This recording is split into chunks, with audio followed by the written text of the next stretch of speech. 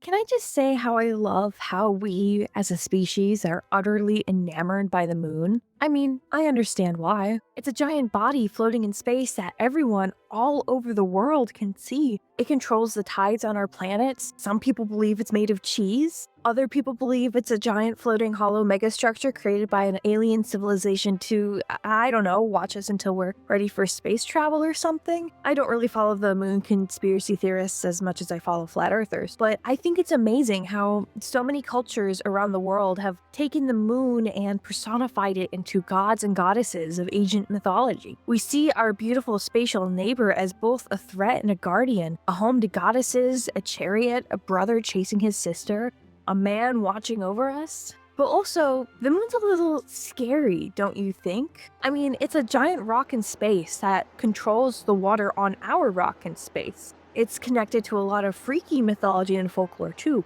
The source of the term lunacy, werewolves, and the horror of working a night shift during a full moon in retail or hospitals. It's not a surprise that we take the idea of the moon sometimes and make it even scarier. Like, what if the moon was about to crash into the Earth? This is a question that's been tackled a few times before. There's of course the classic Legend of Zelda game, Majora's Mask, that ponders this question with timeline shenanigans and a very, very freaky looking moon. Books like Life as We Knew It by Susan Beth Pfeffer, Moonfall by Jack McDevitt, and even Sevenses by Neil Stevenson have tackled the idea too, but none have done it as dramatically as the 2022 film Moonfall, directed by Roland Emmerich. For what it's worth, Moonfall at least explores an uncommon-ish subject. That's the one good thing about Moonfall, even if Emmerich has yet again decided to base yet another film on a pseudoscientific conspiracy theory, like 2012, 10,000 BC, Anonymous. He's done this a lot, actually. Anyway, I recently watched Moonfall and it was pain and suffering, but it reminded me of a much better story, Hermitcraft. Yes, I am a Minecraft YouTuber fan. Yes, I watched the Dream SMP. Yes, I suffered. Anyway, Hermitcraft is a private Minecraft SMP server started in April of 2012. It's seen the ownership and membership change a few times, but it's been overall owned and played on by very advanced players, an even mix of incredible builders and technical players with redstone contraptions. Always one song that is guaranteed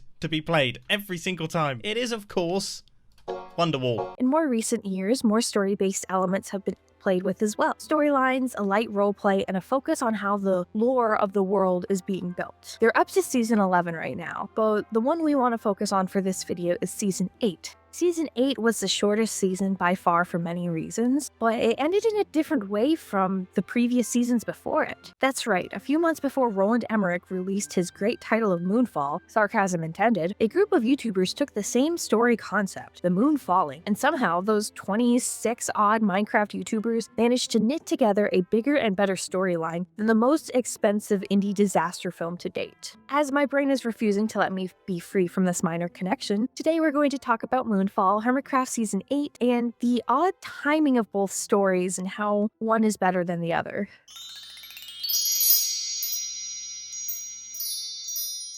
This video is sponsored by me, again, because I have 5,000 subs. I'm not going to be sponsored by a big corp anytime soon. Anyway, if you like videos like this, please make sure you like and subscribe. I've got a lot of fun stuff coming. I'm doing this off script if you can't tell. Yeah, like and subscribe, and let's get on with the video.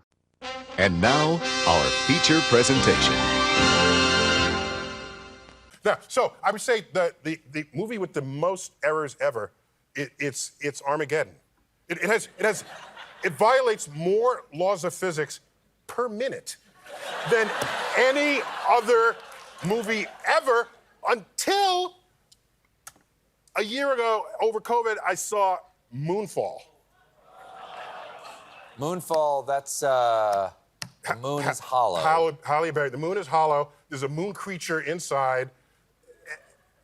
And the astronauts knew about the moon creature, apparently, and the moon is getting closer to Earth and everybody's gonna die.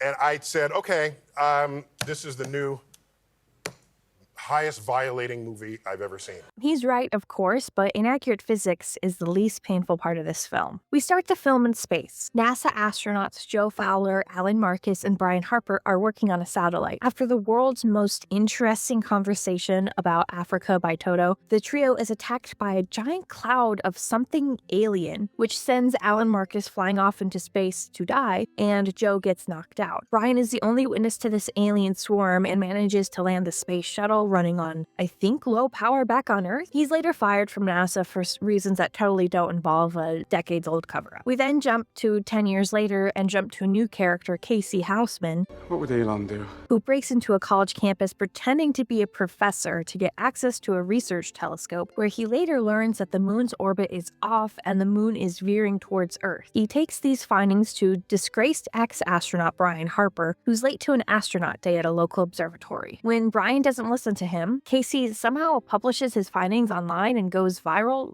Somehow? This is never really explained in the film. Just get used to it, and we just move on. At the same time all of this is happening, NASA is also noticing this anomaly. Joe, who still works for NASA, launches a probe to investigate the moon after Casey's findings go public, which is where the alien swarm is revealed to them again. This alien kills all three of the astronauts sent to control the probe, and Joe later learns there's been a huge cover-up by NASA. Apparently, the astronauts on the moon during the Apollo 11 mission learned that the moon was hollow, and they decided to cover it up because they didn't want the masses to panic or something. Again, the reason that Apollo 11 and Apollo 12 were covered up isn't that clear in the film, or I just missed it. NASA also attempted to develop a military-grade EMP to try to destroy the technological alien swarm, but the military pulled funding and the project disappeared. Jo does use her ex-husband, Doug Davidson, to retrieve the remains of the EMP to finish it and retrieve the retired space shuttle Endeavour to send it back up to the moon to blow up the alien before the US tries to nuke the moon. By this point, half of the United States have been flooded by the changing tides due to the moon getting closer. And then Joe hunts down Brian, who's ended up holed up in some hotel with Casey and a bunch of other hollow moon conspiracy theorists, and she brings him and Casey onto the project to the EMP,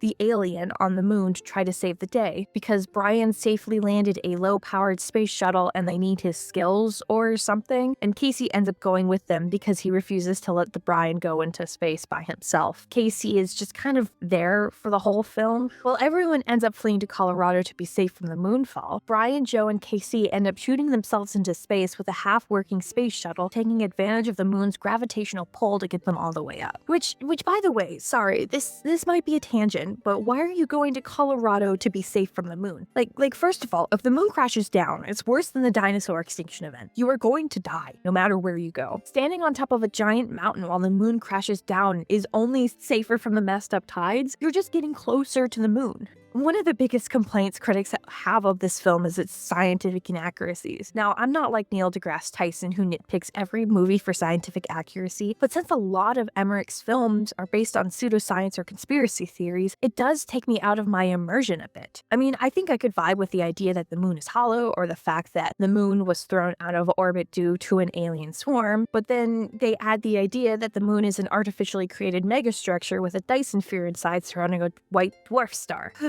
I'm sorry, there's too much wrong with it there for me to stay engaged. It's almost overtelling the story at this point. If it had just been an alien that took possession of the moon, that would be silly. I could stay immersed with it. But adding the Dyson sphere, the alien civilization that left it for us, and the sacrifice Casey makes at the end, all of it just bloats the film and completely ruins my summary here. So yeah, at the end we have Casey sacrificing himself to stop the alien swarm to blow up the EMP, but not before Brian learns some ridiculous lore about humanity from the Dyson Sphere AI. I truly am trying to take this movie seriously, but it's such a huge disaster of a story. It's so hard. Moonfall is somehow horrifyingly fascinating because on the one hand, it's so long, they take so long to get out into space and actually get to the moon, but on the other hand, the actual story itself is so bloated with secret lore and characters you don't care about because you don't see enough of them that you feel like you're drowning. Honestly, I this is just another side note. I feel like it would have been better if Emmerich took this to a limited series. I know I was just complaining about it being too long, but if he had more time to develop the characters and the lore around the moon, it probably would have been a bit more survivable. Or if he just cut 90% of the first hour of the film, it would have hit a lot harder when Brian's ex-wife's husband sacrifices himself to save his daughter, or Casey sacrificing himself and being uploaded into the AI consciousness with his cat, Fuzz Aldrin. That was the highlight of the film, the cat being named Fuzz Aldrin. The incredibly poor pacing matched with the bloat of lore and the pain from the inaccurate science meld together into one of the most painful films I think I've seen.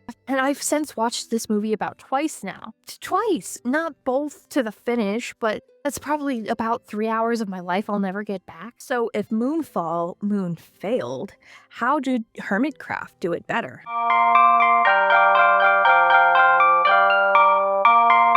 Now, it's time to indoctrinate some of my viewers into Minecraft terminology. Hermitcraft is largely known as an SMP, a survival multiplayer world. The server is generally seen as unmodded or vanilla Minecraft, though they do technically have quite a few mods on there that allow the players to manipulate armor stands, collect heads for decoration purposes, and a proximity voice chat mod that allows the players to communicate in-game. It doesn't change the game completely, but it gives them some quality of life stuff that are actually quite fun to play with. It's like a digital neighborhood, essentially. The members, called hermits, decide where they want to build and what they want to do for that season, and then they interact with the other hermits and mostly just have fun together. Hermitcraft's gone through multiple seasons, which allow the players to explore new worlds, gather new resources, tell new stories, and build new things. The one we're focusing on today is Season 8, which started on June 19th of 2021 and ended December 22nd of the same year. Season 8 has been the shortest season of all 11 seasons so far, technically.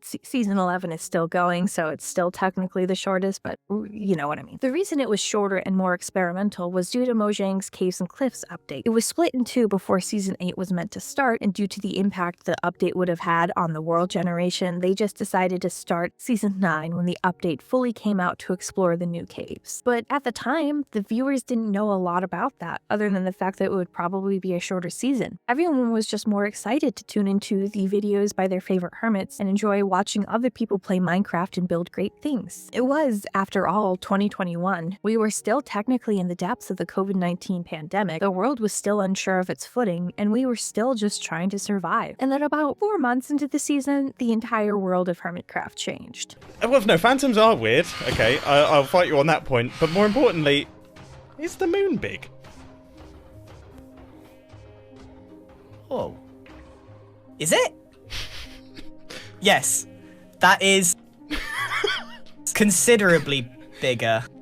In October of 2021, the moon on the server started to grow and the phases stopped. It was first noticed in November by players Mumbo Jumbo and Grian. Just get used to some of these names. This small notice led to the entire server descending into moon madness. Some formed cults to worship the moon, others turned to science to try to find a way to stop the moon. Some just ignored it completely. As time went on, the moon started getting bigger and the world got weirder. Earthquakes began to shake the server. Gravity would impact players and the blocks around them. Blocks would float into the air and crash back down, and that eventually started to pull up the players too. There's something kind of terrifying about this reaction. Yes, it's all done in Minecraft, and it's a little silly with how everything is blocky and cutesy, but the way it was told felt less like a silly Minecraft roleplay and almost a slow burn cosmic horror. Since the moon's crash into the earth was something that was played out over the span of months in real time, it felt more like the viewers were experiencing the cosmic horror alongside the players on screen. I think that's one of the great things about Hermitcraft Season 8's Moonfall story. Instead of alien AI, Dyson spheres, technology swarms, their story was focused on the slow climbing horror. The hermits didn't even really notice the moon was getting bigger till almost a month after it started, and everyone who noticed it did everything in their power to learn about the moon to try to stop it. And unlike most disaster films that need the action to happen within the first 10 minutes to catch the audience's attention, Hermitcraft Hermitcraft is able to play with the slow burn. People are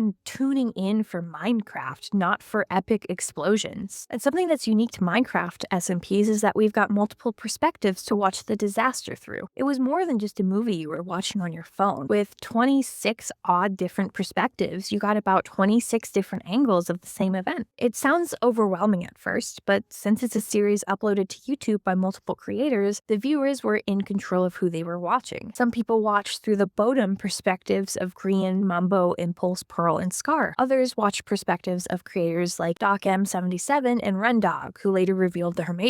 Others watched Izumavoy, Gemini Tay, False Sense Symmetry. The list goes on. These different perspectives explored different ways that people in real life would react to this sort of tragedy. The Mooner cult, I'm not kidding about the name, was formed to worship the moon and later disbanded when they realized not sleeping was doing more damage to them and not slowing the moon's haunting slink towards the server. Tango Tech formed the Hermit Aeronautical and Space Administration, or HASA, to try to prevent the moon from falling and crashing. DocM77 and Rendog created the Order of Octa after a piece of the moon crashed into their base. It's safe to say you could watch multiple perspectives, get multiple stories, and this end still ended the same. The moon crashed into the server. There was no way to stop it. No matter what everyone tried, the ending was inevitable, and there's something poetic about it. Compared to Moonfall, which explored conspiracy theories like the hollow moon, Dyson spheres, AI, and sacrifice to save the Earth, the Hermitcraft server didn't have that luxury. Most players left the server through various ways, going to different dimensions to try to escape the apocalypse, and then the world ended in a beautiful animation by Element Animations, who I believe actually does or helps out with the official trailer animations for Minecraft, which is really cool. And I think that's how it feels more effective. Of course, a movie like Moonfall couldn't have the world end. The thing about disaster films is something I will repeat through this video, is that they need to have an underlying theme of hope and human survival. The heroes you're following need to at least partially survive, so they can build a new world after the old one is destroyed, or the audience would just lose interest in the story completely. It's a genre convention that disaster films end on hopeful notes. Not always happy endings, but hopeful notes. Joe and Brian get the luxury of returning to Earth and their families, while Casey ends up being absorbed into the AI with his cat. The world's a little ruined, but there's hope to rebuild. In Hermitcraft, there is no hope. There's no stopping the moon. Of course, it works better because Hermitcraft is a series within a video game. The players still survive and they can just rebuild the next season. The moon crashing into the server actually still plays with the assumed conventions of SMPs, so the feeling of the moon crashing is tragic because the world is destroyed. Everything they've built is gone, but at least the players still survive.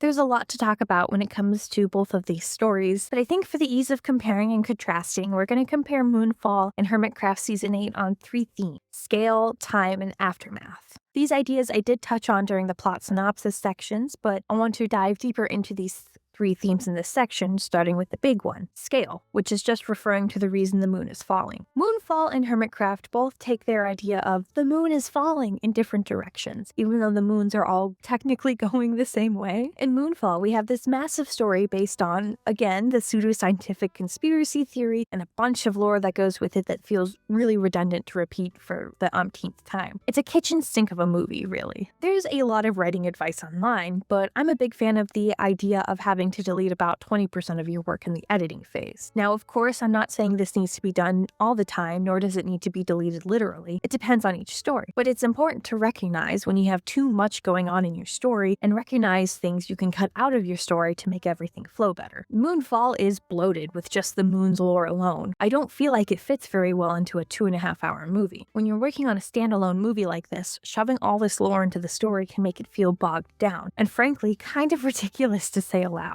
If at least 20% of the lore about the moon had been cut out, the movie would have flowed a little bit better. It probably still would have sucked because it's an Emmerich disaster film, but it would have flowed better. Like, it could have just stayed that the moon was thrown out of orbit by a technological alien that was seeking to hollow out the moon and, I don't know, eat it. You could still have Casey make the heroic sacrifice and have all the drama of the moon being thrown off orbit from the alien, but it cuts out a lot of bloat and honestly screen time if the movie is just about the alien throwing the moon out of orbit. Or you could cut out the alien entirely and have the moon still be this mega structure in space that aliens built for us to, I don't know, control the water on the planet or something, but without the alien swarm killing people. The mega structure's navigation AI could be broken. Something in the machinery or the Dyson sphere could have glitched to send it more into the Earth's orbit.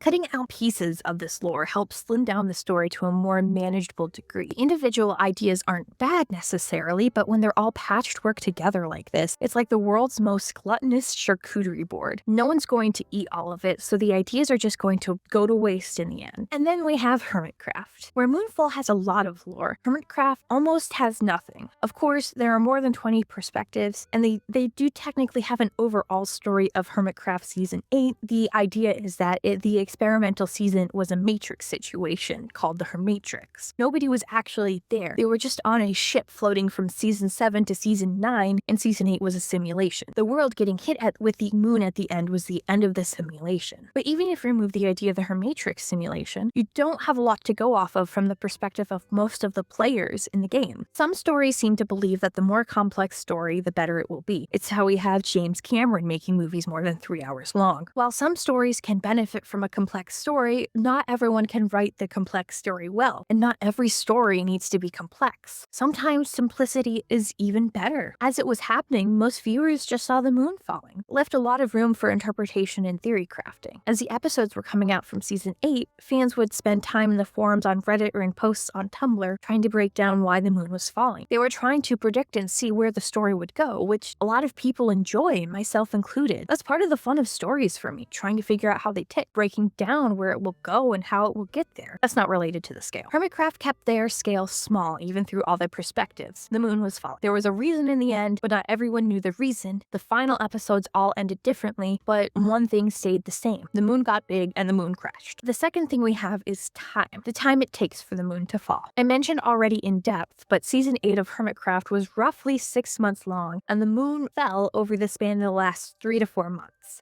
It was more spaced out, pun totally intended. Every plot moment of Moon Big had time to breathe. The different cults that formed, the different reactions, they all had time to exist, and the audience had time to enjoy it as it happened. The effects happened slower, a slow creeping crawl. At first, the moon just looked big, and then gravity got wonky, and then earthquakes, and you get the idea. It progressed slower. Moonfall didn't really give the characters or audience any breathing room. Of course, to be fair to it again, it is a disaster film. Natural disasters do often happen very quickly and very suddenly. Moonfall didn't have to spread it out as they did. They could have just had the moon fall within the first hour and a half and follow the story of the attempt at survival. If I understood the story correctly, I think this happened in the story setting in about 2 weeks, maybe? But that's the thing. You can't really tell how much time is passing because of how jumpy the storyline feels. We spend the first 40-ish minutes focused on the stories of our main characters, but it feels so drawn out you think it's an hour. By the first hour mark, the characters aren't even in space yet. They're still repairing the shuttle to get up there. The moon's orbit keeps going in and out and in and out. It's meant to surprise the characters and keep the audience on their toes, but it gets kind of annoying. There's a moment where the scientists at NASA realize their calculations are wrong and they don't have the weeks they thought they had, and I felt like this is the moment where the movie starts to spiral into chaos. And again, that is to be expected from disaster films, chaos. But the way the timeline jumps and stutters in the film is almost too abrupt for the movie.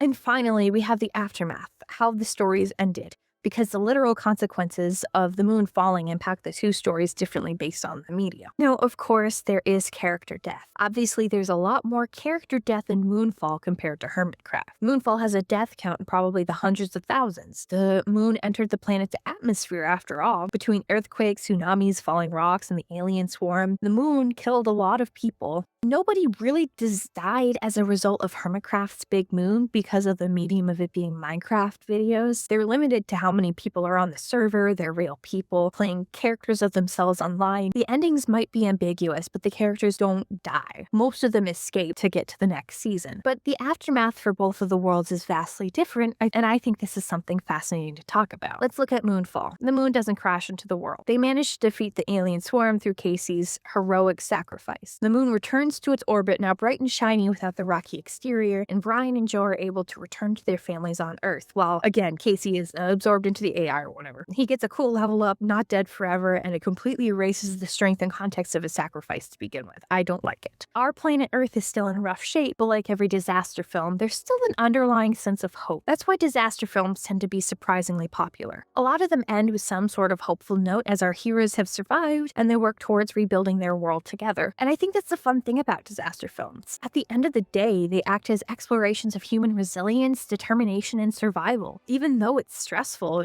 you still feel good at the end. But on the other hand, we have Hermitcraft. The moon crashes into the world and it's just over. It's kind of dark for a game about blocks. So most of the players, quote unquote, escape the world before the moon crashes, either by going into the other dimensions like the nether or the end, falling into the void, or going straight up into space and passing the moon directly. The world is still canonically destroyed. All the builds the players made, all the work that was put into the world, it's all just gone. Yes, it's available as a world download, but this is talking about the ending as a story, not as reality. Let me have fun here. There's a tragedy to that, and it's almost a bit more satisfying than what you get out of Moonfall. You don't die, but everything around you comes crashing down with no hope to rebuild. It's a horror movie where nobody survives. It's a fight nobody can win. It pulls on a real fear, the fear of the world being destroyed around you, and it doesn't allow you to have the same hope as the classic disaster movie. Their world ends. They get out and they just have to move on. And I think that tragedy hits a little harder.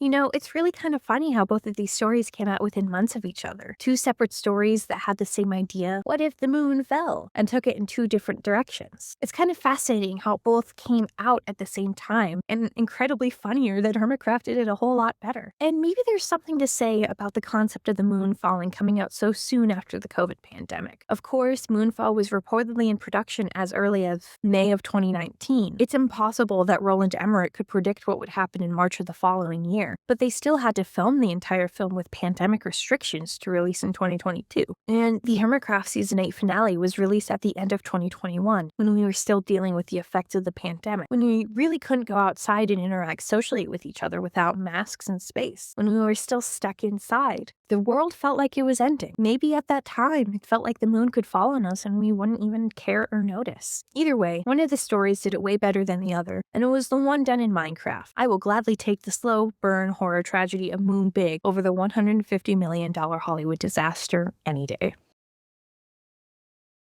So yeah, that's another video. Woohoo! Thank you all for watching. Please let me know what you guys think about this in the comments down below. I would definitely recommend checking out Hermitcraft. Season 11 did just start if you want to get into watching new perspectives. But if you want to start with an older season, Season 8 obviously would be my favorite to recommend, especially because it's a lot shorter than some of the other ones. Don't watch Moonfall. It's pain and suffering. It's just not worth it when you have another Moon Big at home. Gosh. Yeah. Like, share, subscribe, do all those silly little YouTube things, and I will see you guys in the next video. Take care, and as always, keep your head in the cloud. Bye!